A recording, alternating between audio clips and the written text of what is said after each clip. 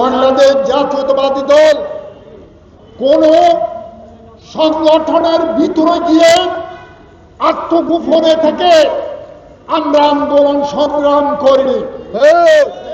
আমরা আন্দোলন সংগ্রাম করেছি সম্মুখ যুদ্ধে, যেই কারণে স্বৈরাচার শেখ হাসিনা বাংলাদেশ জাতীয়তাবাদী দলের নেতা কর্মীদেরকে সম্মুখ যুদ্ধের আন্দোলনের কর্মী হিসেবে অনেক নেতাকে গুম করছে, হত্যা করছে, মামলা দিয়ে কারাগার নিক্ষেপ করা হয়েছিল।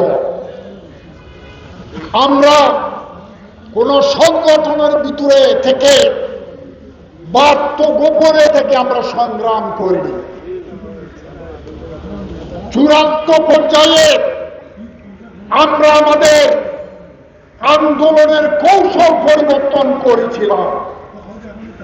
সেই আন্দোলনের কৌশল হচ্ছে, আপনারা জানেন জুলাই আগস্টে যখন ছাত্ররা তাদের দাবির জন্য, চাকরির কোঠার জন্য যখন আন্দোলন করে,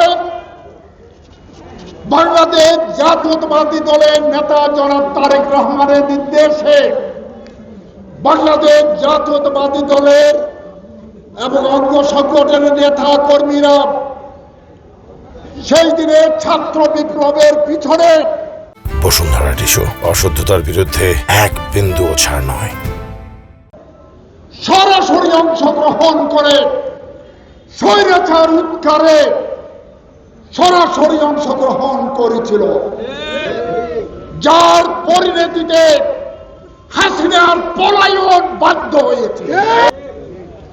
আজকে সেই জুলাই আগস্টের 1 বছর পূর্তিতে আমরা দেখতে পাই, সেই জুলাই আগস্টে বিএনপির সাথে কাঁধে কাঁধ মিলিয়ে যখন আমরা আন্দোলন যাদের সাথে করেছি, তাদের মধ্যে কেউ কেউ আজকে ভিন্ন সুরে কথা বলছে, আমাদের মধ্যে অনৈক্য সৃষ্টি করার চেষ্টা করছে, প্রতিহিংসা রটানোর চেষ্টা করা হচ্ছে।